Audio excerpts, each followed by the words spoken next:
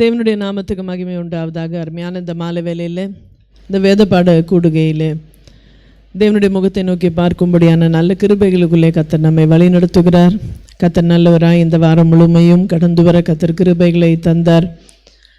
ஞானத்தோடு கூட பலத்தோடு கூட சுகத்தோடு கூட ஒவ்வொரு நாளையும் கடந்து போகும்படியான நல்ல கிருபைகளுக்குள்ளே கர்த்தர் நம்மை அனுதினமும் வழி நடத்தி கொண்டே வருகிறார்.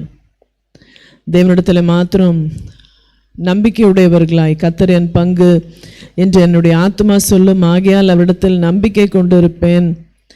தமக்கு காத்திருக்கிறவர்களுக்கும் தம்மை தேடுகிற ஆத்மாவுக்கும் கர்த்தர் நல்லவராகவே இருக்கிறார்.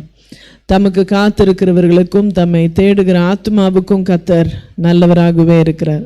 இந்த நாளிலும் கூட ஒரு மனதாய் தேவனுடைய சமூகத்திலே நாமே தாழ்த்தி நம்மை ஒருமுகப்படுத்தி கொள்ளுவோம். தேவ பிரசன்னத்தை நாம் அங்கீகரித்து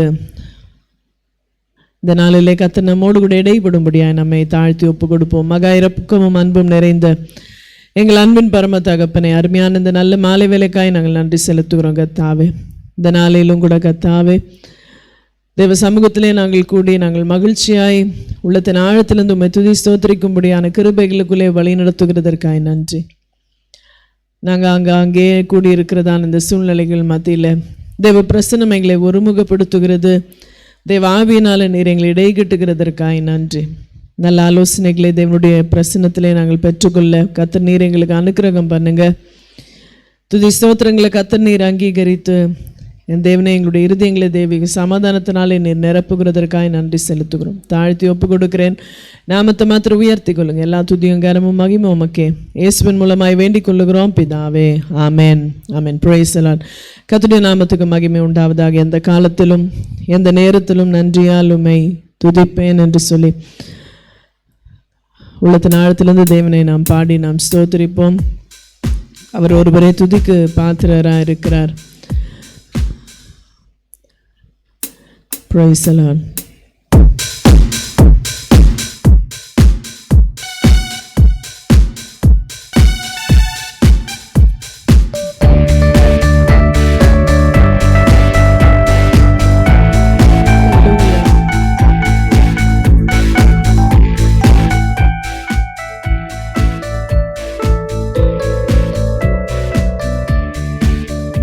எந்த காலத்திலும் எந்த நேரத்திலும் நன்றியால் உம்மை நான் துதிப்பேன். இயேசுவே உம்மை நான் துதிப்பேன் துதிப்பேன். எந்த வேளையிலும் துதிப்பேன். இயேசுவே உம்மை நான் துதிப்பேன் துதிப்பேன். எந்த வேளையிலும் துதிப்பேன்.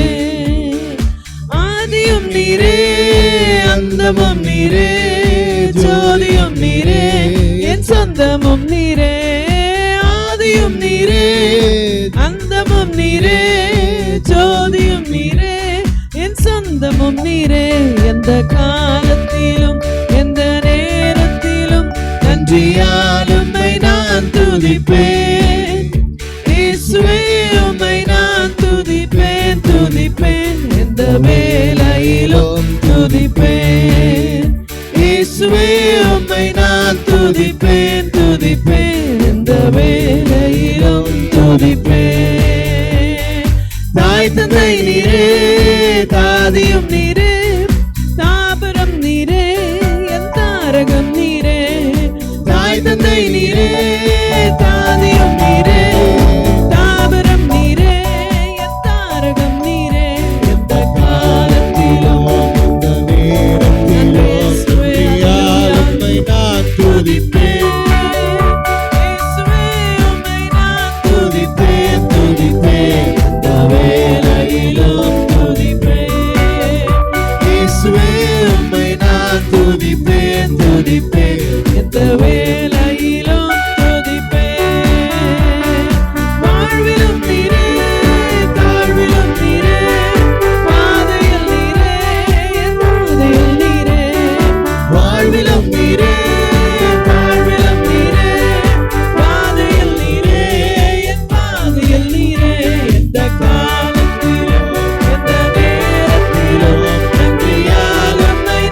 துதிப்பேன்.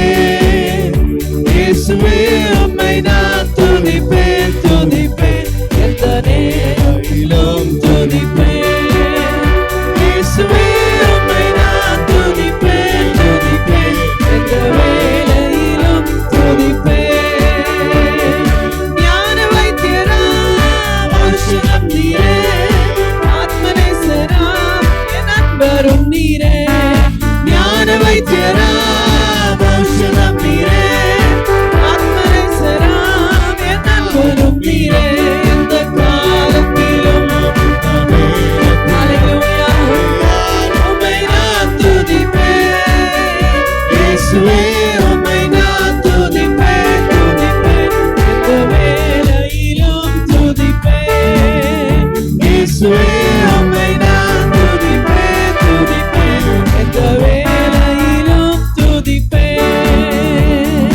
ஆறுதல் நீரே ஆதாரம் நீரே ஆசையும் நீரே நாமம் நீரே ஆறுதல் நீரே ஆதாரம் நீரே ஆசையும் நீரே என் ஆனந்தம் நீரே எந்த காலத்திலும் எந்த நேரத்திலும் நன்றியால் உம்மை நான் துதிப்பேன் ஹல்லேலூயா இயேசுவே உம்மை நான் துதிப்பேன் துதிப்பேன் எந்த வேளையிலும் துதிப்பேன் இயேசுவே உம்மை நான் துதிப்பேன் துதிப்பேன் வேளையிலும் துதிப்பேன் தேவனும் நீரே என் ஜீவனும் நீரே ராஜராஜனோ என் சர்வமும் நீரே தேவனும் நீரே ராமனும் நீரே ராஜராஜனோ என் சர்வமும் நீரே இந்த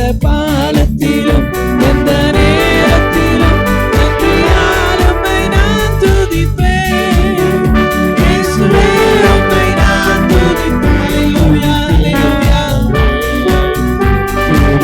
நன்றி இயேசுவே இயேசுவே உம்மை நான் துதிப்பேன் துதிப்பேன் எந்த வேளையிலும் நன்றி இயேசுவே இயேசுவே உம்மை நான் துதிப்பேன் துதிப்பேன் எந்த வேளையிலும் துதிப்பேன் நன்றி நன்றி நன்றி இயேசுவே நன்றி கர்த்தாவே தேவனே உம்மை துதிக்கிறோம் ஹல்லேலூயா ஆதியும் அந்தமுமானவரே ஸ்தோத்திரம் உம்மை துதிக்கிறோம் உள்ளத்தின் ஆழத்திலிருந்து உம்மை உயர்த்துகிறோம் கர்த்தாவே என்னுடைய தாயாய் என்னுடைய தந்தையாய் இருப்பவரே உமக்கு நன்றி செலுத்துகிறோம் ஹல்லேலூயா என் வாழ்விலே நீரே என்னுடைய தாழ்விலே நீரே என்று பாடும் துன்ப நேரத்தில் இல்லையா என்னுடைய இன்பமாக இருந்திருக்கிறார் என்னுடைய இன்னல் வேலையில் அவர் என்னுடைய நேசராக இருந்திருக்கிறார் ஹல்லேலூயா ஓ பிரைஸ் லார்ட் நன்றி நன்றி நெருக்கங்களுக்கு மத்தியில் அவரே என்னுடைய துணையாக இருந்திருக்கிறார் ஹல்லேலூயா ஓ எல்லா விதமான எதிர்பார்ப்புகளுக்கு மத்தியில் என் தேவனே நீரே எங்களுக்கு எல்லா சூழ்நிலைகளில் எங்களுடைய வழியாக இருந்ததற்காய் உள்ளத்தின் ஆழத்தில் இந்த தேவனுக்கு நாம் நன்றிகளை எடுப்போம் ஹல்லேலூயா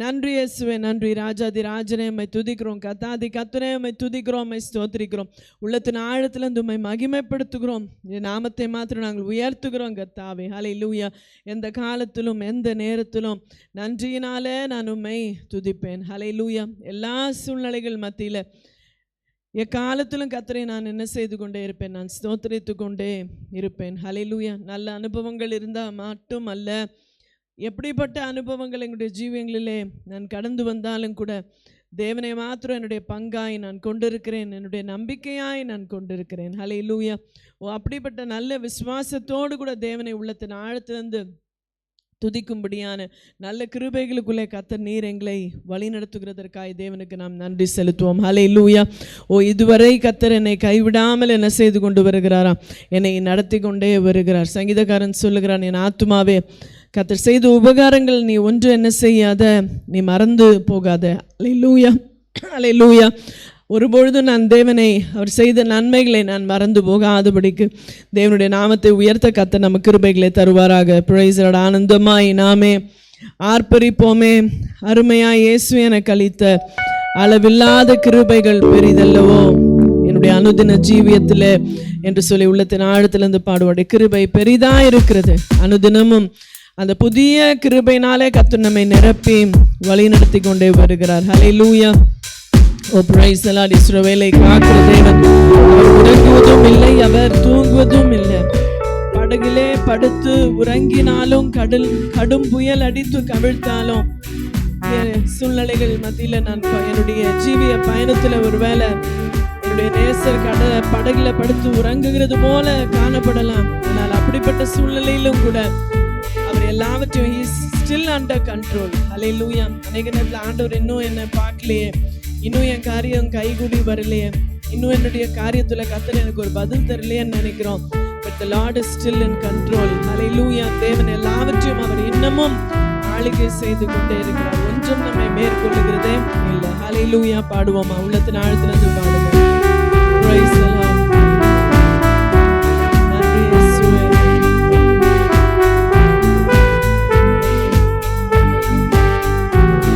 நன்றி நன்றி நன்றி. ஆனந்தமாய் நாமே ஆர்ப்பரிப்போமே, அருமையாய் இயேசு எனக்கு அளித்த அளவில்லா கிருபை பெரிதல்லவோ. அனுதின ஜீவியத்தில் ஆத்துமமே என் முழு உள்ளமே உன் அற்புத தேவனை ஸ்தோத்தரி. பொங்கிடுமே என் உள்ளத்திலே பேரன்பின் பெருவெள்ளமே. அல்லேலூயா. பொங்கிடுமே என் உள்ளத்திலே பேரன்பின் பெருவெள்ளமே. கருணையாய் இதுவரை கைவிடாமலே கண்மணி போல் என்னை காத்தாரே. கவலைகள் போக்கி கண்ணீர் துடைத்தார். கருத்துடன் பாடிடுவோம். ஆத்துமமே என் முழு உள்ளமே உன் அற்புத தேவனை ஸ்தோத்தரி. பொங்கிடுதே என் உள்ளத்திலே பேரன்பின் பெருவெள்ளமே. அல்லேலூயா. பொங்கிடுதே உள்ளத்திலே பேரன்பின் பெருவெள்ளமே. படகிலே படுத்து உறங்கினாலும் கடும் புயல் அடித்து கவிழ்த்தாலும் கடலையும் காற்றையும் அமர்த்தியம்மை காத்தாரே. அல்லேலூயா. ஆத்துமமே என் முழு உள்ளமே உன் அற்புத தேவனை ஸ்தோத்தரி. பொங்கிடுதே என் உள்ளத்திலே பேரன்பின் பெருவெள்ளமே. அல்லேலூயா. பொங்கிடுதே என் உள்ளத்திலே பேரன்பின் பெருவெள்ளமே. யோர்தானை கடந்தோம் அவர் பலத்தால், எரிகோவை தகர்த்தோம் அவர் துதியால். இயேசுவின் நாமத்தில் ஜெயம் எடுத்தேன், என்றென்றுமாய் வாழ்வோம். ஆத்துமமே நன்றி இயேசுவே உன் அற்புத தேவனை ஸ்தோத்தரி. பொங்கிடுதே என் உள்ளத்திலே பேரன்பின் பெருவெள்ளமே. அல்லேலூயா. பொங்கிடுதே என் உள்ளத்திலே பேரன்பின் பெருவெள்ளமே. யோர்தானை கடந்தோம் அவர் பலத்தால், எரிகோவை தகர்த்தோம் அவர் துதியால். இயேசுவின் நாமத்தில் ஜெயம் எடுத்தேன், என்றென்றுமாய் வாழ்வோம். ஆத்துமமே என் முழு உள்ளமே உன் அற்புத தேவனை ஸ்தோத்தரி. பொங்கிடுதே என் உள்ளத்திலே பேரன்பின் பெருவெள்ளமே. அல்லேலூயா. பொங்கிடுதே என்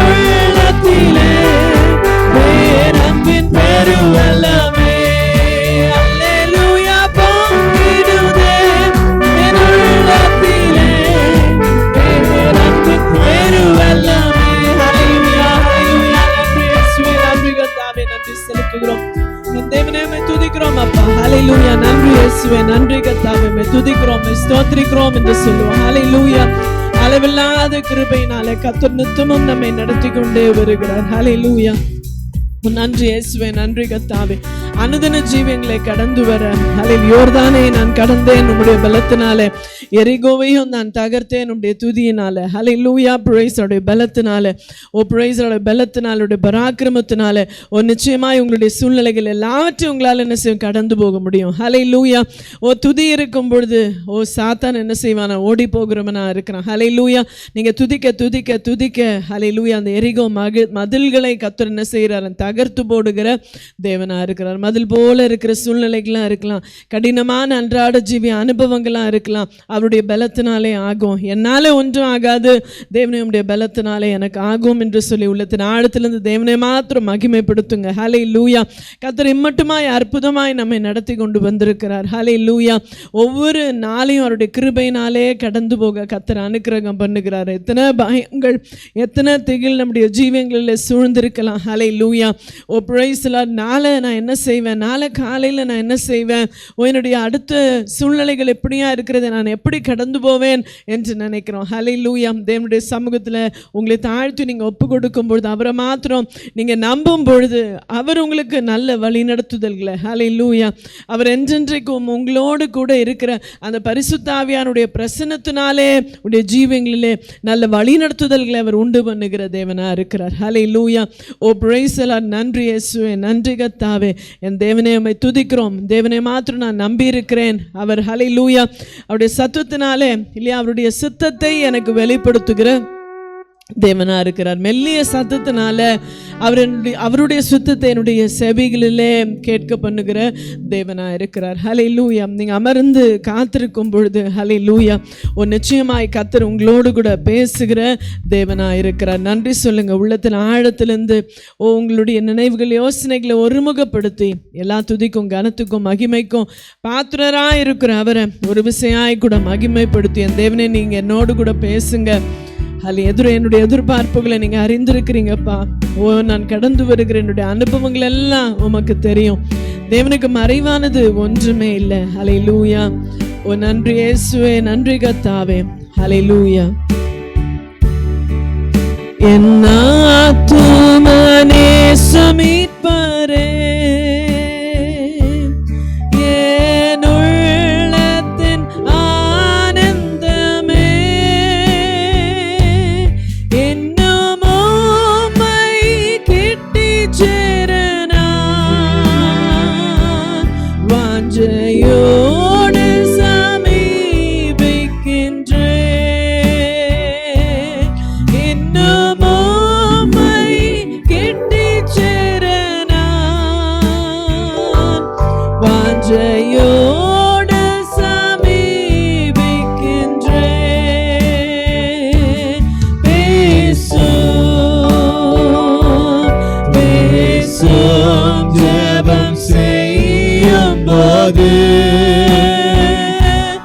ஆண்டவா பிரியமானதை இப்போ காட்டும் செய்ய ஆயத்தம். ஆண்டவா பிரியமானதை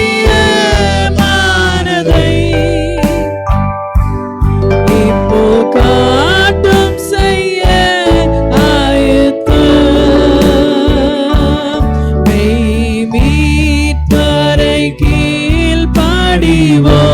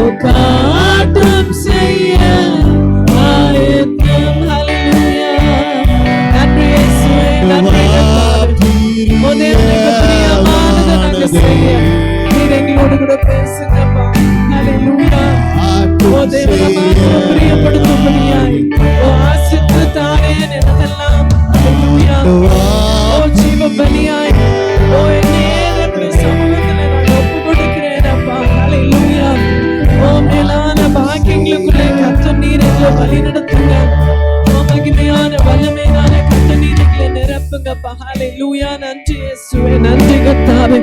ஓ praise the Lord, praise the Lord. நன்றி கர்த்தாவே. தேவனே துதிக்கிறோம். ஹல்லேலூயா.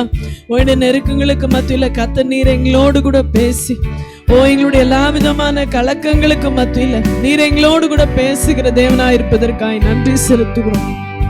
வாஞ்சையாய் கர்த்தருடைய பாதத்துல நான் காத்திருக்கும் பொழுது அவர் மெய்யாகவே என்னோடு கூட இடைபடுகிற தேவனா இருக்கிறார். ஹல்லேலூயா. நன்றி இயேசுவே. நன்றி கர்த்தாவே. நன்றி செலுத்துகிறோம். நான் போவேன் ஆகில் உங்களோடு கூட என்றென்றைக்கும் இருக்கும்படியாய் தேற்றரவாளனாகிய பரிசுத்த ஆவியானவர் அவர் எனக்கு தந்திருக்கிறார். தேவனுடைய வழிகளை நான் அறிந்து கொள்ளும்படியாய். ஹல்லேலூயா. கண் காணல, காது கேட்கல, என்னுடைய இருதயத்தில் சில காரியங்கள் எனக்கு புலப்படவும் இல்லை.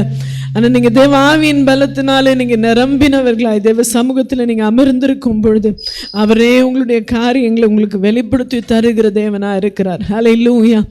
நன்றி இயேசுவே. நன்றி கர்த்தாவே. உள்ள நிறைந்த துதியோடு கூட நன்றியோடு கூட இப்பொழுது கூட நம்முடைய நாமத்தை நாங்கள் உயர்த்துகிறோம் கர்த்தாவே. துதிக்கு பாத்திரராய் எங்கள் மத்தியில் நீர் மகிமைப்படுகிறதற்காய் நன்றி. உம்மை மாத்திரம் நாங்கள் நம்பி இருக்கிறோம். எத்தனை இடர்கள் சூழ்நிலைகள் எங்களை நெருக்கினாலும் கூட என் தேவனுடைய கருத்தை மாத்திரம் நாங்கள் பிடித்து உறுதியாய் எங்களுடைய ஜீவங்களை கடந்து போக கர்த்தர் நீர் கிருபைகளை தருகிற தேவனாய் இருப்பதற்காய் நன்றி செலுத்துகிறோம். தாழ்த்தி ஒப்பு கொடுக்கிறோம் கர்த்தாவே.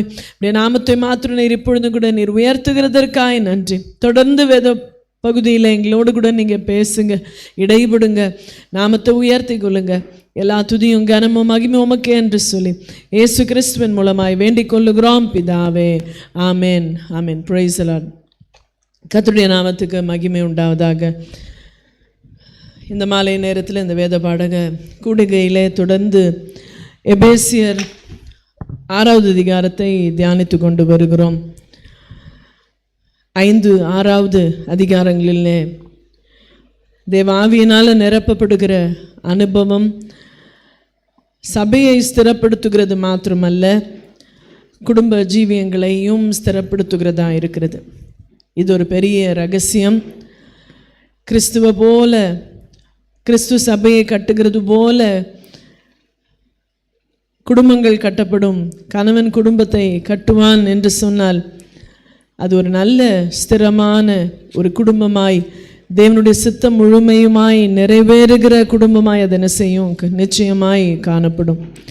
தொடர்ந்து 5வது அதிகாரத்தை தியானித்து 6வது அதிகாரத்துக்குள்ளே கடந்து வந்திருக்கிறோம். கணவனோடு கூட மனைவியோடு கூட இடைப்பட்ட தேவன் பிள்ளைகளின் அனுபவங்களில் இருக்கிற பிள்ளைகளோடு கூட தேவன் இடைப்பட்டு கொண்டு இருக்கிறார்.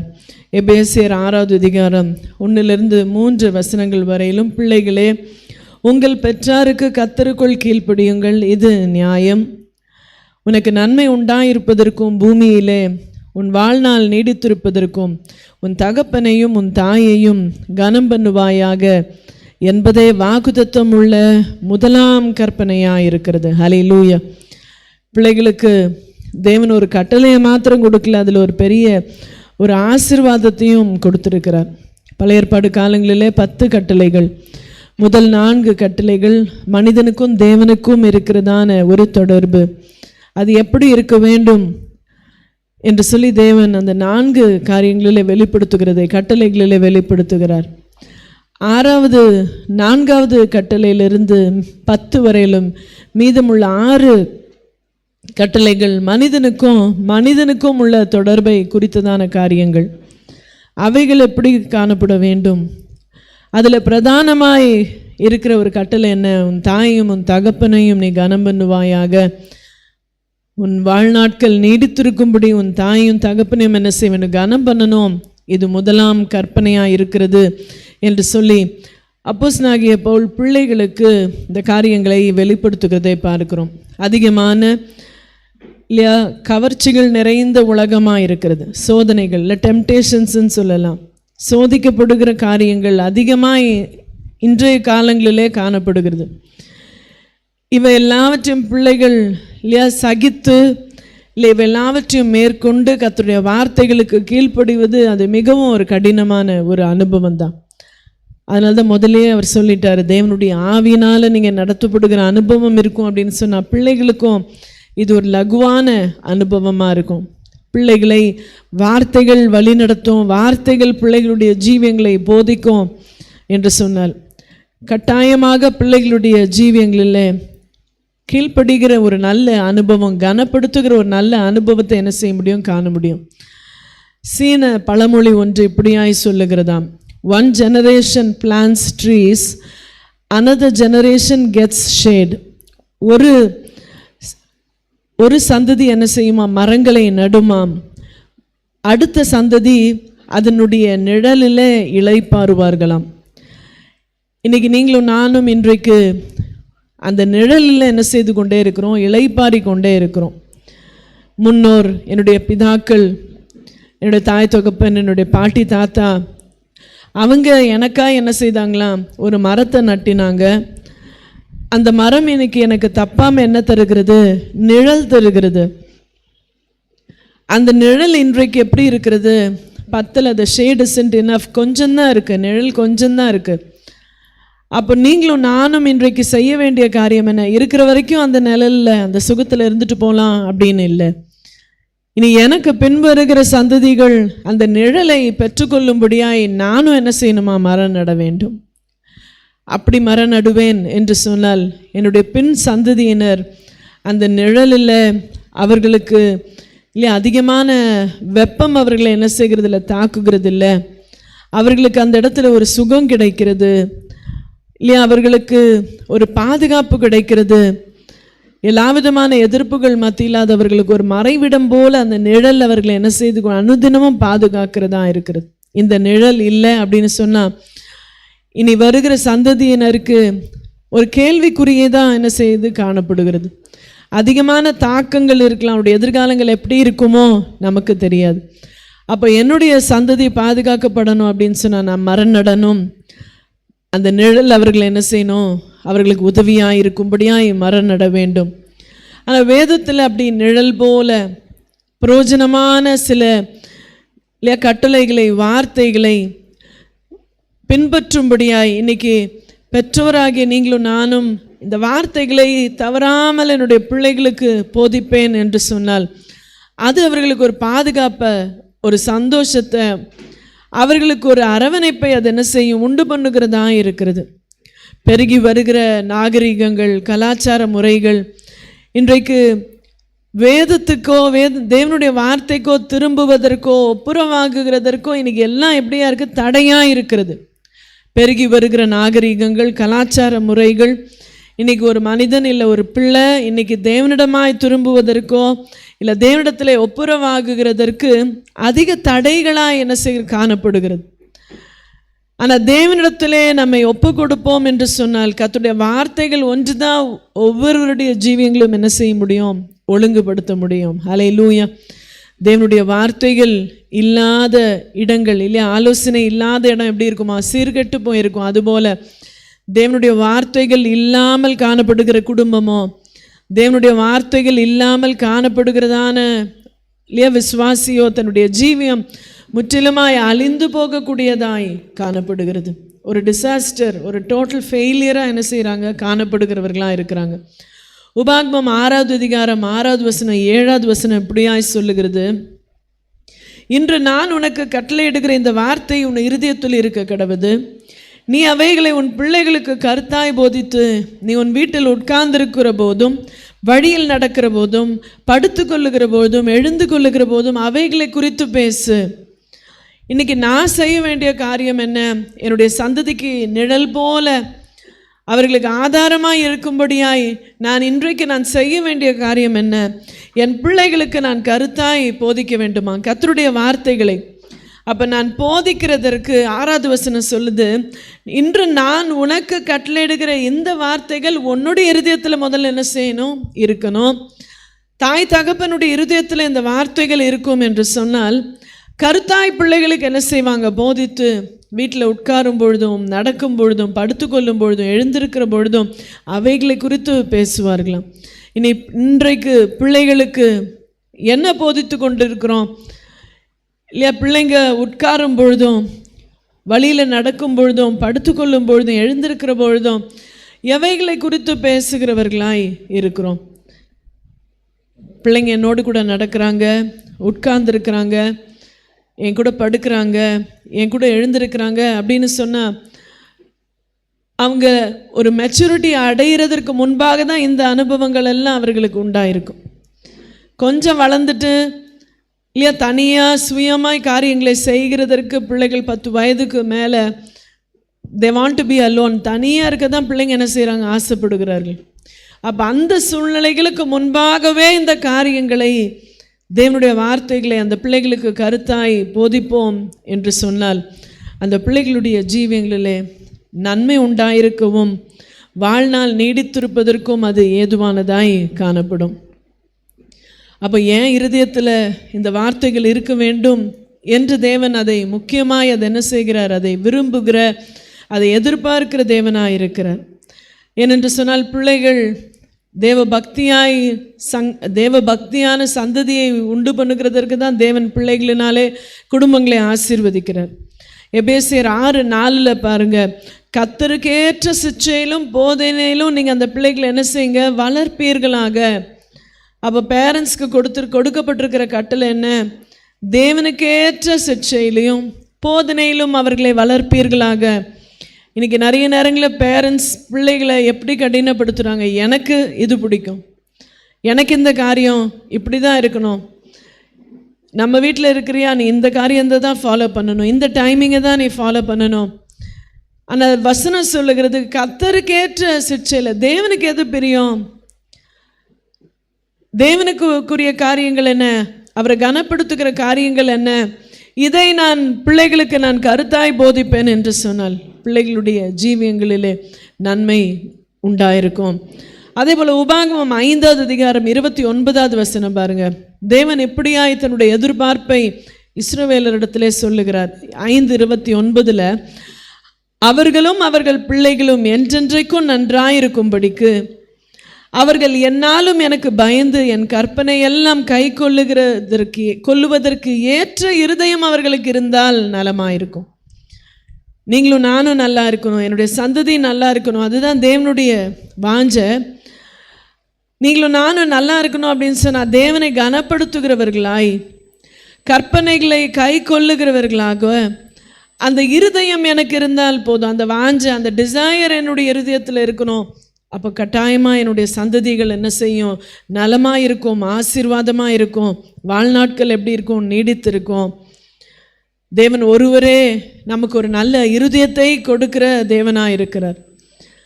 அந்த நல்ல இருதயமாய் அது மாறுகிறதற்கு கர்த்தருடைய வார்த்தை தான் நம்முடைய ஜீவியங்களில் என்ன செய்கிறது, கிரியை செய்கிறதா இருக்கிறது இல்லையா. என்னுடைய தாய் என்ன பாவத்தில் என்ன செய்தா, கர்ப்பம் தரித்தால் சங்கீதக்காரன் சொல்லுகிறான்.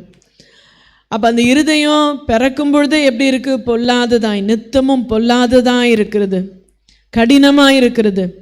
அப்போ அந்த இருதயம் லகுவாக வேண்டும், நல்ல இருதயமாய் அவருடைய வார்த்தைகளை கை கொள்ளுகிறதற்கேற்ற இருதயமாக இருக்கணும் அப்படின்னு சொன்னால் அவருடைய வார்த்தைகளை ஏற்றுக்கொள்ள அந்த இருதயம் எப்படி மாறுகிறதா, நல்ல இருதயமாய் மாறுகிறது. அதனால தான் யோசுவா தன்னுடைய பின் நாட்களிலே ஒரு தீர்மானம் செய்கிறான். யோசுவா 24வது அதிகாரம் 15வது வசனம் பாருங்க. யோசுவா 24:15 கர்த்தரை சேவிக்கிறது உங்கள் பார்வைக்கு ஆகாததாய் கண்டால் பின்ன யாரை சேவிப்பீர்கள் என்று இன்று தெரிந்து கொள்ளுங்கள். நதிக்கு அப்புறத்தில் உங்கள் பிதாக்கள் சேவித்த தேவர்களை சேவிப்பீர்களோ, நீங்கள் வாசம் பண்ணுகிற தேசத்தின் குடிகளாகிய எமோரியரின் தேவர்களை சேவிப்பீர்களோ, நானும் என் வீட்டாருமோ என்றால் கர்த்தரையே சேவிப்போம். இல்லையா, நாங்கள் ஒரு டிசிஷன் எடுக்கிறோம், நாங்கள் ஒரு உறுதியான ஒரு தீர்மானம் எடுக்கிறோம், நாங்கள் தேவனையே சேவிப்போம், நானும் என் வீட்டாருமோ என்றால் கர்த்தரையே சேவிப்போம், நாங்கள் ஒரு தீர்மானம் பண்ணி கொள்ளுகிறோம். அப்படிப்பட்ட தீர்மானத்தோடு கூட இன்றைக்கு பெற்றோர் தங்களுடைய பிள்ளைகளுக்கு நீங்கள் அப்படி ஒரு தீர்மானம் எடுத்துக்கொள்வீங்கன்னு சொன்னால் தேவனுடைய வார்த்தைகளை போதிக்கிறதற்கு நீங்கள் மறந்து போகவே மாட்டீங்க. படுத்திருக்கும் பொழுதும் நடக்கும் பொழுதும் உங்களோடு கூட உங்களோட பிள்ளைகள் செலவழிக்கிற எல்லா நேரமும் கர்த்தருடைய வார்த்தைகளை என்ன செய்து போதித்து கொண்டே இருப்போம். இன்றைக்கி உலகம் தருகிற அறிவு, கல்வித்தரம், அரசியல், பொருளாதார சூழ்நிலைகள் இல்லை என்று சொல்ல உங்களுடைய உழைப்புகள், இவை ஒன்றும் குடும்பத்தில் மிகுதியான மகிழ்ச்சியும் சந்தோஷத்தையும் நிலைநிறுத்தவே முடியாது. அரசியல் சூழ்நிலைகள், சமுதாயத்தின் சூழ்நிலைகள், கல்வித்தரமோ இல்லை பொருளாதார சூழ்நிலைகளோ இல்லை ஒரு தனி மனிதனுடைய உழைப்போ குடும்பத்தில் மிகுதியான சந்தோஷத்தை என்ன செய்ய முடியாது, கொண்டு வரவே முடியாது. இன்னைக்கு நீங்கள் தேவனுடைய சமூகத்தில் நீங்கள் எடுத்துக்கொள்ளுகிற தீர்மானம், என்னுடைய சந்ததிக்காய் நான் எடுத்துக்கொள்ளுகிற ஒரு தீர்மானம் இன்றைக்கு ஜீவியங்களில் என் குடும்பத்தில் மாத்திரமல்ல, நான் நன்றாக இருக்கும்படி, என்னுடைய வாழ்நாள் நீடித்திருக்கும்படி இந்த தீர்மானம் என்னை என்ன செய்கிறது, என்னுடைய ஜீவியங்களுக்கு உதவி செய்கிறது மாத்திரமல்ல, என்னுடைய சந்ததிக்கும் அது உதவியாய் இருக்கிறது. எபேசியர் 6வது அதிகாரத்துக்கு மறுபடியும் கடந்து வருவோம். முதல் 3 வசனங்களில் பிள்ளைகளுக்கு அவர் சொல்லுகிற ஒரு காரியம் என கடந்த வாரத்தில் தியானித்தோம். நீங்கள் கீழ்ப்படிய வேண்டும், தாயின் தகப்பனையும் என்ன செய்யணும், கனம் பண்ண வேண்டும். கீழ்ப்படிய வேண்டும், தாயின் தகப்பனையும் கனம் பண்ண வேண்டும் என்பது ஒரு கட்டளையாய் பிள்ளைகளுக்கு அவர் சொல்லுகிறதை பார்க்கிறோம். ஏனென்று சொன்னால் பிள்ளைகள் தேவனிடத்திலிருந்து வந்தவங்க, தேவனிடத்திலிருந்து வந்த சுதந்திரம்.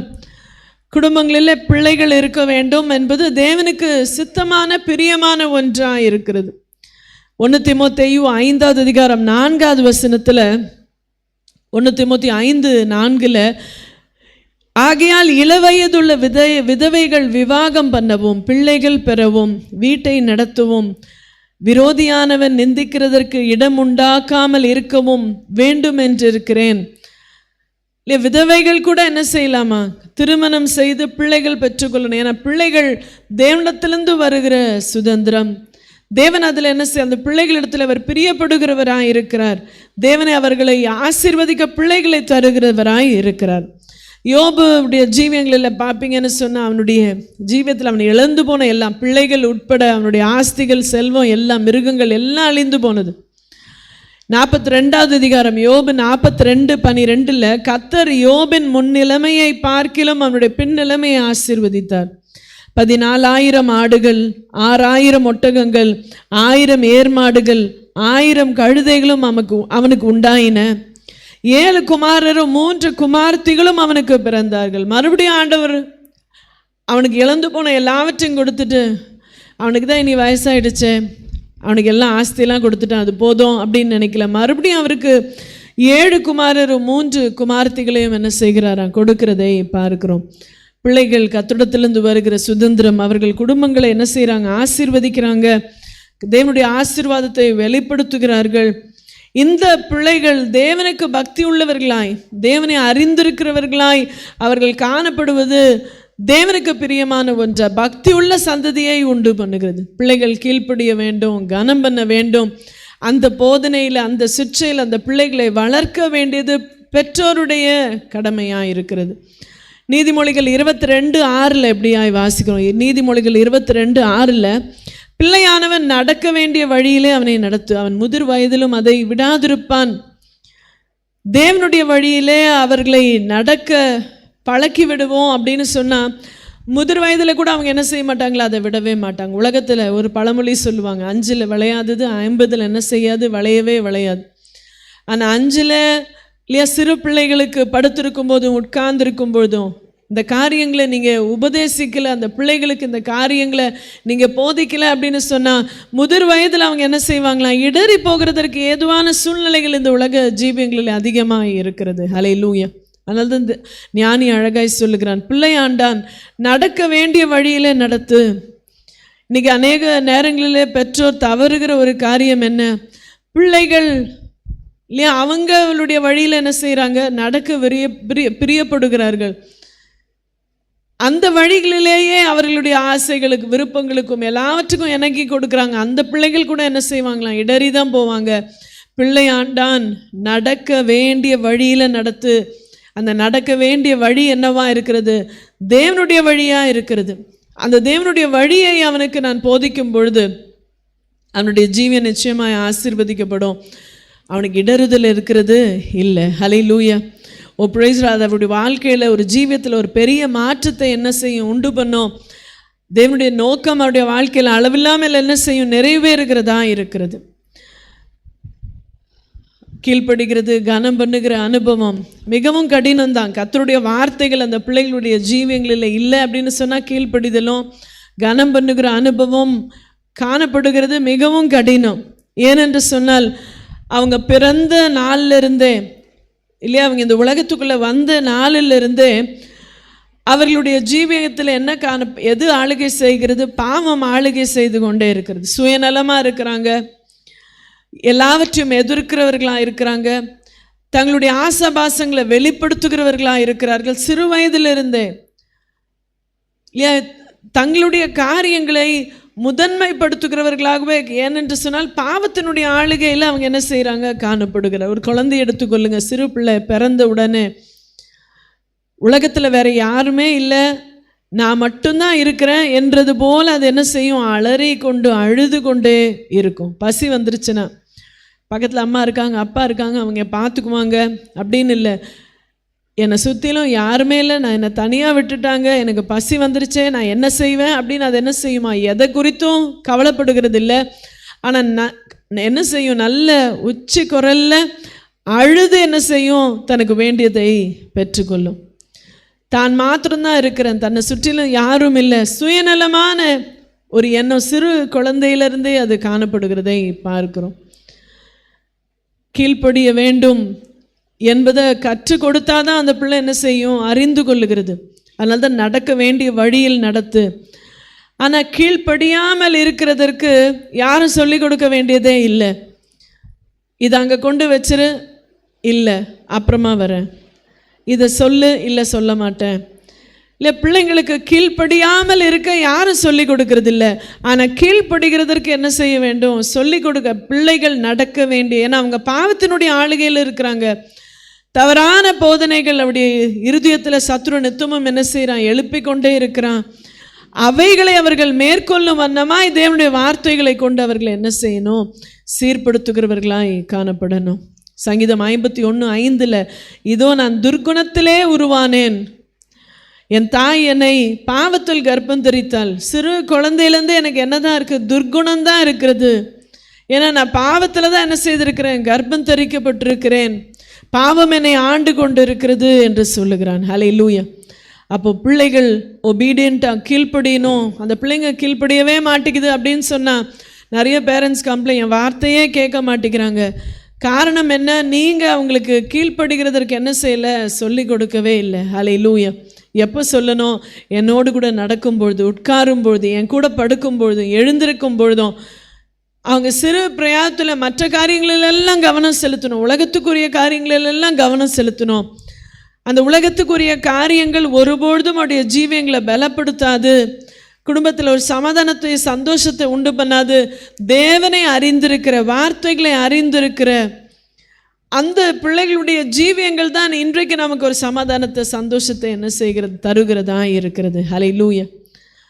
பிள்ளைகளுக்கு இன்னொரு காரியம் நீங்கள் கற்றுக் கொடுக்கணும், அவங்க அறிந்து கொள்ளுகிறதற்கு பெற்றோர் பிள்ளைகள் இடத்துல கவனமாக இருக்க வேண்டிய இன்னொரு காரியம் என்ன, ரோமர் 12:2 இந்த உலகத்துக்கு, இந்த பிரபஞ்சத்துக்கு ஒத்த வேஷம் தெரியாதபடி தேவனுடைய நன்மையும் பிரியமும் பரிபூர்ணமான சித்தம் என்னது என்று பகுத்தறியும்படியான மனம் அவர்களுக்கு என்ன செய்யணும், இருக்க வேண்டும். எப்பொழுதும் தேவனுக்கு பிரியமானது என்ன, இந்த உலகத்துக்கு பிள்ளைகள் அடாப்ட் பண்ணிக்கொள்ளும், இந்த உலகத்தினுடைய காரியங்களுக்கு பிள்ளைகள் தங்களை ஒப்புரவாக்கி கொள்ளும், தங்களை ஒப்பு கொடுக்கும் அப்படின்னு சொன்னால் ஜீவியங்களில் பல விதமான நெருக்கடிகளை அவங்க என்ன செய்யணும், சந்திக்கணும். ஜீவியத்தில் ஒரு சமாதானத்தை என்ன செய்யும், காண மாட்டாங்க. அவருடைய எதிர்காலங்கள் தேவனுக்கு பிரியமான ஒரு சமாதானத்தையும் சந்தோஷத்தையும் கிடைக்கக்கூடியதான் அது என்ன செய்யாது, இருக்காது. தீமோத்தேயுக்கு பவுலப்போஸ்தலன் 3ஆவது அதிகாரத்தில் எழுதும்போது 2 தீமோத்தேயு 3:1 சொல்லுகிறார், மேலும் கடைசி நாட்களில் கொடிய காலங்கள் வரும். வார்த்தை இல்லை, சத்தியம் இல்லை அப்படின்னு சொன்னால் நம்முடைய பிள்ளைகளுடைய ஜீவியங்களிலும் கூட இப்படிப்பட்ட காரியங்களை காணலாமா? எப்படிப்பட்ட காரியங்கள்? மனுஷர்கள் தற்பிரியராய் இருப்பாங்க, பணப்பிரியராய், வீம்புக்காரராய், அகந்தை உள்ளவர்களாய், தூஷிக்கிறவர்களாய், தாய் தகப்பன்மார்க்கு கீழ்ப்படியாதவர்களாய், நன்றி அறியாதவர்களாய், பரிசுத்தம் இல்லாதவர்களாய், சுவாப அன்பில்லாதவர்களாய். நேச்சுரலாகவே அவங்களுக்கு என்ன இல்லை, அன்பே இல்லையா. அப்படிப்பட்ட பிள்ளைகள் கடைசி நாட்களில் வருவாங்க. எப்பொழுது என்னுடைய பிள்ளைக்கு தகுதியான நடக்க வேண்டிய வழியில் நான் என்னுடைய பிள்ளைக்கு போதனைகளை நான் கொடுக்கல அப்படின்னு சொன்னான். துரோகிகளாய், துணிகரம் உள்ளவர்களாய், இருமாப்புள்ளவர்களாய், தேவ பிரியராயிராமல் சுகபோக பிரியராயும் தேவ பக்தியின் வேஷத்தை தரித்து அதன் பலனை மறுதளிக்கிறவர்களாய் பிள்ளைகளுடைய ஜீவியம் என்ன செய்யும், மாறி போகிறதாய் இருக்கிறது. ஞானி நீதிமொழிகள் 30ஆவது அதிகாரம் 11ஆவது வசனத்தில் தங்கள் தகப்பனை சபித்தும் தங்கள் தாயை ஆசீர்வதியாமலும் இருக்கிற சந்ததியாரும் உண்டு என்று சொல்லுகிறார். இனி வருகிற காலங்கள், இந்த கொடிய காலத்தில் தகப்பனை சபிக்கிறவங்களும் இருக்கிறாங்க. தாயை கனம் பண்ணாத சந்ததிகள் என்ன செய்யுமா இனி எழும்போம். தாங்கள் அழுக்கிற கழுவப்படாமல் இருந்தோம். இல்லை, தங்களிடத்தில் இருக்கிற அழுக்கு, தங்களிடத்தில் இருக்கிற காரியங்கள் எல்லாம் கழுவப்படாமல் இருந்தோம். தங்கள் பார்வைக்கு சுத்தமாய் தோன்றுகிற சந்ததியாரும் உண்டாம். தாய் தகப்பனை கனம் பண்ணாத கீழ்ப்படியாத சந்ததிகள் எழும்போம். 12வது வசனம் பாருங்க. தன்னுடைய அழுக்கு என்ன செய்யலை, இன்னும் கழுவப்படலை, ஆனால் நாங்கள் எல்லாம் சுத்தமாக இருக்கிறோம். இல்லையா, எனக்கு பிள்ளைங்க எல்லாம் அப்படி தான் சொல்லுவாங்க. என்ன குறை இருக்குது, இதில் என்ன தப்பு இருக்குது, நான் எல்லாம் கரெக்டாக தான் இருக்கேன், எனக்கு தெரியும், நான் என்ன சின்ன பிள்ளையா, எதை எனக்கு எப்போ செய்யணும்னு எனக்கு நீங்கள் யாரும் எனக்கு என்ன செய்ய வேண்டிய போதிக்க வேண்டியதில்லை. அதுபோல் 13வது வசனம் பாருங்கள். வேறொரு சந்ததியாரும் உண்டு, அவர்கள் கண்கள் எத்தனை மேட்டிமை, அவர்கள் இமைகள் எத்தனை நெரிப்புமானவைகளாக இருக்கு. ஆரகண்ட்டாக இருக்கான் இல்லையா, கொடூரமாக இருக்கிறது, மேட்டிமை இருக்கிறது. அப்படிப்பட்ட சந்ததி எல்லாம் இல்லையா, பவுலப்போஸ்தலன் கொடிய காலத்தில் எப்படி இருக்கும்னு சொன்னது போல ஞானி அந்த நாட்களில் அழகாய் சொல்லுகிறார். 14வது வசனம் பாருங்க. தேசத்தில் சிறுமையானவர்களையும் மனுஷரில் எளிமையானவர்களையும் பட்சிப்பதற்கு கற்கங்களை ஒத்த பற்கள், கத்திகளை ஒத்த கடமா பற்களையும் உடைய சந்ததியாரும் உண்டு. அவங்க பேசினாலே கடிச்சு கொதற மாதிரி. இல்லை, இன்னைக்கு பிள்ளைங்க அன்பாக பேசுகிறதே இல்லை. அதனால தான் பவுலப்போஸ்தலன் சுவாப அன்பில்லாதவர்களாய், அன்பாக பேசுகிறதே இல்லை, எதை கேளுங்க அப்படியே கடிச்சு கொதற மாதிரி. அப்படிப்பட்ட சந்ததியும் என்ன செய்வாங்களா, எழும்புகிறவர்களாக இருக்கிறார்கள். அடுத்தது 15வது வசனம் பாருங்க. தாத்தா என்கிற 2 குமாரத்திகள் அட்டைக்கு உண்டு, திருப்தி அடையாத 3 உண்டு, போதும் என்று சொல்லாத 4 உண்டு. 4 பிள்ளைங்களாம். யாருக்கு? அட்டைப்பூச்சிக்கு. அந்த 4 பிள்ளைகளில் 2 பிள்ளைங்க எப்படி இருக்கிறாங்களா, தான்னு கேட்கிறவர்களாகவே இருக்கிறாங்க. எனக்கு எனக்கு எனக்கு இல்லை, சின்ன பிள்ளைங்களை பாருங்கள், எல்லாமே இது எனக்கு, இது எந்து அப்படின்னு வச்சா 2 பிள்ளைங்க அப்படி இருக்கிறாங்களா. திருப்தி அடையாத 3, எத்தனை கொடுத்தாலும் அவர்களுக்கு என்ன இல்லை, திருப்தி இல்லாத 3வது பிள்ளை. 4வது பிள்ளை போதும் என்று சொல்லாத, ஐயோ எனக்கு போதும் அப்படின்னு சொல்லவே சொல்லாத ஒரு 4வது பிள்ளை. அவை யாவன, இதெல்லாம் என்ன யாரு அப்படின்னு பார்த்தா, பாதாளமும் மலட்டு கர்ப்பமும் தண்ணீரால் திருப்தி அடையாத நிலமும் போதும் என்று சொல்லாத அக்கினியுமே. ஹல்லேலூயா. இந்த 4 பிள்ளைங்க எப்படி இருக்கிறாங்களா இல்லையா, பாதாளத்தை போல இருக்கிறாங்க. எத்தனை பேரை உள்ள போட்டாலும் அந்த பாதாளம் என்ன விழுங்கி கொண்டே இருக்கும் இல்லையா. மலட்டு கர்ப்பம், எப்போ குழந்தை பிறக்கும், அவங்க எப்படி இருப்பாங்க, மிகுதியான ஒரு வாஞ்சையோடு கூட. மலட்டு கர்ப்பம், அதுபோல அவர்களுடைய ஜீவியம் என்ன செய்யுமாங்க. அப்போ இவர்களுக்கு தேவன் சொல்லுகிற ஒரு காரியம் என்ன, 17வது வசனம் 30வது அதிகாரம் 17 பாருங்க. தகப்பனை பரியாசம் பண்ணி தாயின் கட்டளையை அசட்டை பண்ணுகிற கண்ணை நீதியின் காகங்கள் பிடுங்கும், கழுகின் குஞ்சுகள் என்ன செய்யுமா தின்னும். ஹல்லேலூயா. அப்போ பிள்ளைகள் இன்றைக்கு தாயை கனம் பண்ணலை, தகப்பனை கனம் பண்ணலை, அவர்களை சபிக்கிறாங்க இல்லையா, பற்களை கொண்டு இல்லையா, அவங்க பேசுகிற வார்த்தைகளினாலே கொல்றாங்க அப்படின்னு சொன்னால் ஞானி சொல்லுகிற காரியம் என்ன, தேவன் அவர்களுக்கு என்ன ஒரு முடிவு வைத்திருக்கிறாராம். தகப்பனை பரியாசம் பண்ணி தாயின் கட்டளை அசட்டை பண்ணுகிற கண்ணை நதியின் காகங்கள் என்ன செய்யுமா பிடுங்கும், கழுகின் குஞ்சுகள் என்ன செய்யும், அதை தின்னுமா. இப்படிப்பட்ட ஜீவியங்களுக்கு, கடைசி கால அனுபவங்களுக்கு பிள்ளைகள் தள்ளப்பட்டு போகாதபடிக்கு, இந்த கொடிய காலங்களில் பிள்ளைகள் சிக்குண்டு போகாதபடிக்கு பிள்ளைகளை உங்கள் பெற்றாருக்கு என்ன செய்யுங்க, நீங்கள் கீழ்ப்படியுங்க, கர்த்தருக்குள் கீழ்ப்படியுங்க. ஏன்னா தேவனுடைய வார்த்தைகளை தான் இப்போ நம்ம கேட்டுக்கொண்டு இருக்கிறோம். நீங்கள் கீழ்ப்படுவீங்க, தேவனுக்கு பிரியமாய், நீங்கள் கர்த்தருக்கு பிரியமாய் உங்களுடைய பெற்றோருக்கு நீங்கள் கீழ்ப்படுவீங்க அப்படின்னு சொன்னால் உங்களுடைய நன்மை உங்களுடைய ஜீவியங்களில் என்ன செய்திருக்கும், உண்டாயிருக்கும். உங்களுடைய வாழ்நாள் என்ன செய்திருக்குமா, நீடித்திருக்கும். அப்போ இப்படிப்பட்ட கீழ்ப்படியாமல் இல்லை, கனம் பண்ணுகிற அனுபவம் இல்லை என்று சொன்னால் அந்த பிள்ளைகளை நம்ம என்ன செய்யலாம். நீதிமொழிகள் 3வது அதிகாரம் 11வது வசனம் பாருங்க. என் மகனே, நீ கர்த்தருடைய சிட்சையை அற்பமாய் எண்ணாதே, அவர் கடிந்து கொள்ளும் பொழுது சோர்ந்து போகாதே. தேவன் யாரிடத்துல அன்பு கூறுகிறாரோ, தகப்பன் யாரிடத்துல அதிகமாக அன்பு கூறு, அப்படியே சிட்சை டிசிப்ளின் பண்ணணுமா. நான் விட்டுட்டேன், 5 நான் என்ன செய்யல, அதை வளைக்கல, அதனால் 50 எப்படி அது என்ன செய்யும், வளையும், அதனால் அதை அப்படியே தண்ணி தெளித்து விட்டுட்டேன். இல்லை, நீங்கள் டிசிப்ளின் பண்ணுங்கள், நீங்கள் கர்த்தருடைய சிற்சையை அற்பமாய் எண்ணாதே, அவர் கடிந்து கொள்ளும் பொழுது சோர்ந்து போகாதே. அப்போ இன்றைக்கி பெற்றோர் பிள்ளைகளை கடிந்து கொள்ளும் பொழுது, சிட்சிக்கும் பொழுது பிள்ளைகள் அதை நீங்கள் என்ன செய்யுங்க, அற்பமாக எண்ணாதீங்க. இன்றைக்கி மூர்க்கமாக அதை பிள்ளைகள் என்ன செய்கிறோம், எதிர்க்கிறோம். ஏன் சிட்சிக்கிறாங்க, என்னை டிசிப்ளின் பண்ணுறாங்க, என் வாழ்க்கையில் என்ன இருக்குது, கீழ்ப்படியாமை இல்லை, கனம் பண்ணுகிற அனுபவம் இல்லை. என்னை பெற்றோர் என்ன செய்கிறாங்க, என்னை டிசிப்ளின் பண்ணுறாங்க என்பதை நீங்கள் என்ன செய்யுங்க, அறிந்து கொள்ளுங்க. 12வது வசனம், தகப்பன் தான் நேசிக்கிற புத்திரனை சிட்சிக்கிறது போல கர்த்தரும் எவனிடத்தில் அன்பு கூறுகிறாரோ அவனை சிட்சி. நீங்கள் ஆவிக்குரிய அனுபவங்களில் கூட பல விதமான நெருக்கங்களை என்ன செய்யலாம், சந்திக்கலாம்.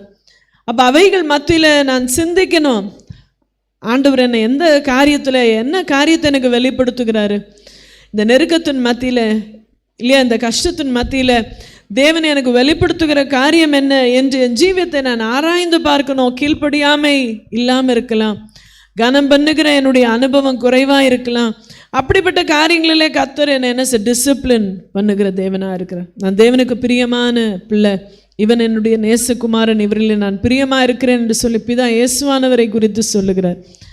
அதுபோல் இன்றைக்கு அபிஷேகம் பண்ணப்பட்டு தேவனுடைய பிள்ளைகளாய் அங்கீகரிக்கப்பட்டு இயேசு கிறிஸ்துவை விசுவாசிக்கிற அனுபவத்தில் நீங்கள் தேவனுடைய பிரியமான பிள்ளைகளாக இருக்கிறோம். ஹல்லேலூயா. அந்த பிரியமான பிள்ளைகளாக இருக்கிற உங்களை அவர் என்ன செய்கிறாரா, சிட்சித்து அறிகிற தேவனாக இருக்கிறார்.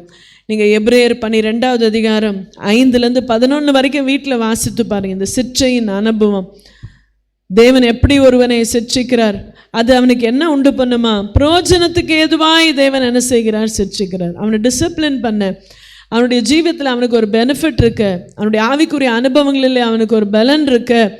அதுபோல பிள்ளைகள் குடும்பங்களிலே அந்த பிள்ளைகளுக்கு ஒரு நன்மை உண்டாயிருக்க தேவன் அந்த தகப்பன் அந்த பிள்ளை என்ன செய்கிறாரா, சிட்சிக்கிறார். அந்த பிள்ளைங்க அந்த சிட்சையில் நீங்கள் கீழ்ப்படுகிறதற்கும் கனம் பண்ணுகிறதுக்கும் உங்களை முதல்ல என்ன செய்யுங்க, ஒப்பு கொடுங்க.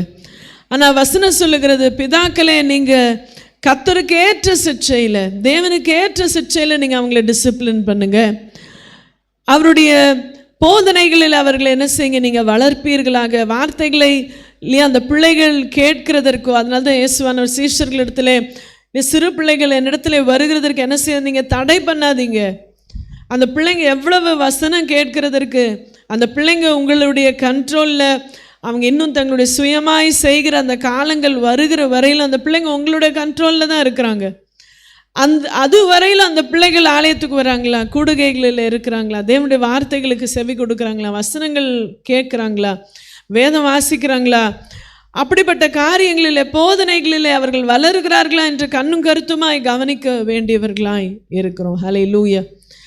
பிள்ளைகளே, உங்கள் பெற்றாருக்கு கர்த்தருக்குள் கீழ்ப்படியுங்கள், இது நியாயம், this is the right thing. தேவனுக்கு முன்பாய் நீங்கள் நிற்கிறதற்கான இது ஒரு பெரிய ஒரு தகுதி.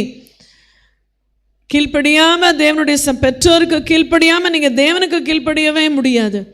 நீங்கள் தேவனுக்கு கீழ்ப்படுவீங்கன்னு சொன்னால் கட்டாயமாய் பெற்றோருக்கும் கீழ்ப்படுகிற அனுபவத்தை உடையவர்களாக இருக்கும். அது நன்மை, உனக்கு நன்மை உண்டாயிருக்கிறதற்கும் பூமியிலே உன்னுடைய வாழ்நாள் நீடித்திருப்பதற்கும் உன்னுடைய தாயும் தகப்பனையும் நீ என்ன செய்யணுமா, கனம் பண்ண வேண்டும். ஹல்லேலூயா. ஓ பிரைஸ் லார்ட். தேவன் அந்த காரியத்தை நீங்கள் சிட்சிங்க, பிள்ளைகளை கர்த்தருக்கு ஏற்ற வழியில் சிட்சிங்க, போதனையில் நீங்கள் வளர்ப்பீர்களாக என்று சொல்லும்போது பாசிட்டிவாக நீங்கள் அதை பண்ணுங்க. கோபப்படுத்தாதீர்கள் என்று சொல்லுகிறார் இல்லையா. அதே 4வது வசனத்தில், நீங்கள் உங்கள் பிள்ளைகளை கோபப்படுத்தாமல், ஆண்டவரே அந்த பிள்ளைகளுக்கு கட்டளைகளை கொடுக்கும்பொழுது அதில் ஒரு பெனிஃபிட்டோடு, ஒரு ஆசீர்வாதத்தோடு கூட, ஒரு மோட்டிவேஷனோடு கூட, உனக்கு நன்மை உண்டாயிருக்கும்பா, உனக்கு வாழ்நாள் நீடித்திருக்கணுமா, இல்லை இது ஒரு ரெண்டு ஆசீர்வாதம் இருக்குது, கீழ்ப்படியும் போதும் கனம் பண்ணும்போது எனக்கு ஒரு 2 ஆசீர்வாதம் கிடைக்கிறது.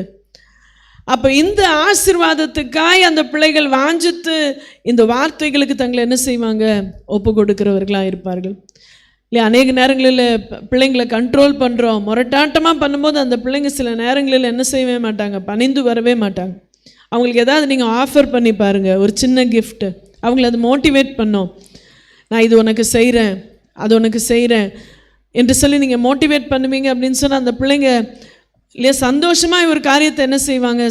அதுபோல் ஆண்டவர் அவர்களை மோட்டிவேட் பண்ணி தேவனுக்கேற்ற காரியங்களில், போதனைகளில் அவர்கள் வளர்க்கப்பட அவர் சொல்லுகிற, உனக்கு வாழ்நாள் நீடித்திருக்கணுமாப்பா, உனக்கு நன்மை உண்டாயிருக்கணுமா? இன்னைக்கு உலகத்தில் நன்மையான ஈவுகள் எல்லாம் ஜோதியின் பிதாவினிடத்திலிருந்து தான் இறங்கி வருகிறது. இன்னைக்கு நன்மைகளை பெற்றுக்கொள்ள பிள்ளைகள், வாலிப பிள்ளைகள் எல்லாம் பிரயாசப்பட்டு கொண்டே இருக்கிறாங்க. நல்லது கிடைக்கும் அப்படின்னு சொன்னால் யார் வேண்டான்னு சொல்லுவாங்க? தேவனுடைய பிள்ளைகளுக்கு நன்மை தருகிறேன் என்று கர்த்தர் சொல்லுகிறார். அப்போ நான் செய்ய வேண்டிய ஒரு காரியம் என்ன?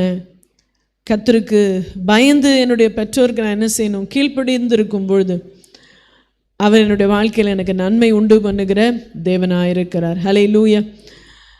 நீதிமொழிகள் 6வது அதிகாரம் 20வது வசனத்தில், என் மகனே, உன் தகப்பன் என் கற்பனையை காத்துக்கொள், உன் தாயின் போதகத்தை என்ன செய்யாத நீ தள்ளாதே.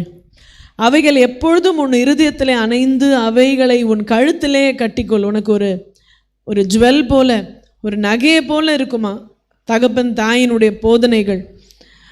22 பாரு, நீ நடக்கும்போது அது உனக்கு வழிகாட்டும், நீ படுக்கும்போது அது உன்னை என்ன செய்யும்? காப்பாற்றும். நீ விழிக்கும்போது அது உன்னோடு கூட சம்பாஷிக்கும்.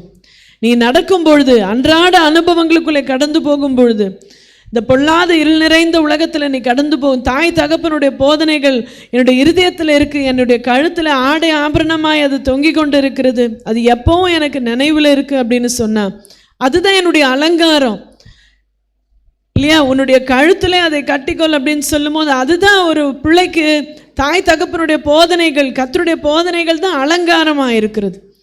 அந்த அலங்காரம் இருக்கும் என்று சொன்னால் நான் நடக்கும்போது அது எனக்கு என்ன செய்யுமா? வழிகாட்டும். பொல்லாத இருள் நிறைந்த உலகத்தில் எனக்கு அது வழிகாட்டுகிறதா இருக்கிறது. நான் படுக்கும்போது அது என்ன செய்யும்? என்ன காப்பாற்றும். செய்வது அறியாமல் திகைத்து போகிற சூழ்நிலைகள், காலங்கள், ஜீவியங்களிலே வரலாம். நான் படுக்கும்பொழுது அப்படின்னு சொல்லும்போது, நான் ஓய்ந்து போகும்பொழுது, சோர்வாக இருக்கும்பொழுது அது என்ன செய்யுமா? என்னை காப்பாற்றும். நான் விழிக்கும்போது அது என்னோடு கூட சம்பாஷிக்கும், என்னோடு கூட பேசும். அனுதினமும் காலையில் எழும்பி நான் நடந்து என்னுடைய வேலைக்கோ மற்ற இடங்களுக்கு போகும்பொழுது அந்த வார்த்தைகள் என்னோடு கூட பேசும். கட்டளையே விளக்கு, வேதமே வெளிச்சம், போதக சிற்றையே ஜீவ வழியாக இருக்கிறது. ஹல்லேலூயா. இந்த ஞானியுடைய வார்த்தைகளுக்கு நீங்கள் செவி கொடுத்து, பிள்ளைகள் தாய் தகப்பனுடைய போதனைகளை ஒருபொழுதும் நீங்கள் என்ன செய்யாதீங்க? தள்ளாதீங்க. கீழ்ப்படியுங்க. கீழ்ப்படி தான் மேல்படிக்கு உங்களை என்ன செய்ய முடியும்? கொண்டு போக முடியும். கீழ்ப்படியில் காலை வைக்காமல் மேல்படிக்கு என்ன செய்ய முடியாது? போகவே முடியாது. அந்த மேலான அனுபவங்களை, நன்மை உண்டாயிருக்க, வாழ்நாள் நீடித்திருக்க வேண்டும் என்று சொன்னால் கீழ்ப்படிதலோடு கூட தேவனுக்கு கீழ்ப்படியோம், பெற்றோருக்கு கீழ்ப்படிவோம், ஜீவங்களை ஒப்பு கொடுங்க. கர்த்தர் உங்களுக்கு மகிமையான நன்மைகளை அவர் வைத்திருக்கிற தேவனாக இருக்கிறார். கண்களை மூடி இந்த வார்த்தைகளுக்காய் தேவனுக்கு நாம் நன்றி செலுத்துவோம். தொடர்ந்து இன்னொரு நாளும் கூட இந்த காரியங்களை தியானிக்க கர்த்தர் நமக்கு கிருபைகளை தருவாராக. ஏனென்று சொன்னால் பொல்லாத உலக சூழ்நிலைகள் இன்றைக்கு பிள்ளைகளை நெருக்கி கொண்டே இருக்கிறது. ஒவ்வொரு நேரமும் சில்ட்ரன் ஆர் டெம்ப்டட். உலக காரியங்கள், இருதயத்தில் வசனங்கள் இருக்கிறது, அந்த வசனங்கள் இடைப்படாத வண்ணம் இன்றைக்கு கல்ச்சர், கலாச்சாரங்கள் இல்லையா? இன்றைக்கி இந்த டிவி சேனல்ஸு, இன்டர்நெட் கனெக்ஷன்ஸு, இப்படிப்பட்ட காரியங்கள் எல்லாம் அந்த பிள்ளைகளுடைய ஜீவியங்களை என்ன செய்கிறது? பாழாக்கி போடுகிறதா இருக்கிறது. அப்படிப்பட்ட சூழ்நிலைகளில் பிள்ளைகள் அறிந்து கொள்ள வேண்டிய, இல்லை தேவனுடைய கட்டளைகளுக்கு தங்களை ஒப்பு கொடுக்க வேண்டிய ரெண்டே காரியம் என்ன? நீங்கள் கீழ்ப்படிங்க, மற்றவர்களை கனம் பண்ணுங்க. ஹல்லேலூயா. நீங்கள் இந்த 2 காரியத்தை நீங்கள் செய்ய ஜீவியங்களை ஒப்பு கொடுக்கும் பொழுது உங்களுடைய வாழ்நாள் என்ன செய்யுமா? நீடித்திருக்கும், நன்மை உனக்கு உண்டாயிருக்கும். கண்களை மூடி நாம் ஜெபிப்போம். மகா இறக்கமும் அன்பு நிறைந்த எங்கள் அன்பு பரம தகப்பனே, அருமையான இந்த நல்ல மாலை நேரத்துக்காய் நன்றி. இந்த நாளிலே நாங்கள் உடைய பாதத்திலே நாங்கள் அமர்ந்திருந்து உடைய நாமத்தை நாங்கள் உயர்த்த, துதி ஸ்தோத்திரிக்க கர்த்தர் கிருபைகளை கொடுத்தீங்க. தேவனோடு கூட மகிமையாய் என் தேவனே நாங்கள் உடைய சமூகத்திலே நாங்கள் மகிழ்ந்திருக்கும் பொழுது தேவ ஆவியினாலே இப்பொழுதும் கூட உடைய வார்த்தைகளினாலே எங்களுடைய ஜீவங்களை பலப்படுத்துகிறதற்காய் நன்றி அப்பா. பிள்ளைகள் மாத்திரமல்ல, தேவனுடைய பிள்ளைகளாக இருக்கிற நாங்களும் கூட எங்களுடைய ஜீவங்களை நாங்கள் அர்ப்பணித்து தேவனுக்கு கீழ்ப்படியவும், என் தேவனே எங்களை காட்டிலும் என் தேவனே எங்களுக்கு முதன்மையானவர்களுக்கு நாங்கள் எப்பொழுதும் கீழ்ப்படியும்படியான நல்ல பாக்கியங்களுக்குள்ளே கர்த்தர் நீர் எங்களை வழிநடத்துங்கப்பா. ஹல்லேலூயா. நன்மைகளையும் வாழ்நாட்கள் நீடித்திருக்கிற நல்ல பாக்கியங்களை நாங்கள் பெற்றுக்கொள்ள கர்த்தர் நீர் எங்களோடு கூட இடைப்படுகிறதற்காய் நன்றி. தேவனுடைய பிள்ளைகளுக்கு நீர் நன்மையான ஈவுகளை கர்த்தர் பரத்திலிருந்து தருகிற தேவனாக இருக்கிறீர். அந்த நன்மையான ஈவுகளை பெற்றுக்கொள்ள உம்முடைய வழியிலே நாங்கள் நடந்து வர கர்த்தர் கிருபைகளை தாங்க. பிள்ளையாண்டான் நடக்க வேண்டிய வழியை அவனுக்கு போதி, முதிர் வயதிலும் அதை விடாதிருப்பான் என்று சொன்ன நம்முடைய வார்த்தையின்படி எங்களுடைய ஜீவியங்களை நாங்கள் பாதுகாத்துக்கொள்ள கர்த்தர் கிருபைகளை தந்து வழி நடத்துங்க. நாமத்தை உயர்த்தி கொள்ளுங்கப்பா.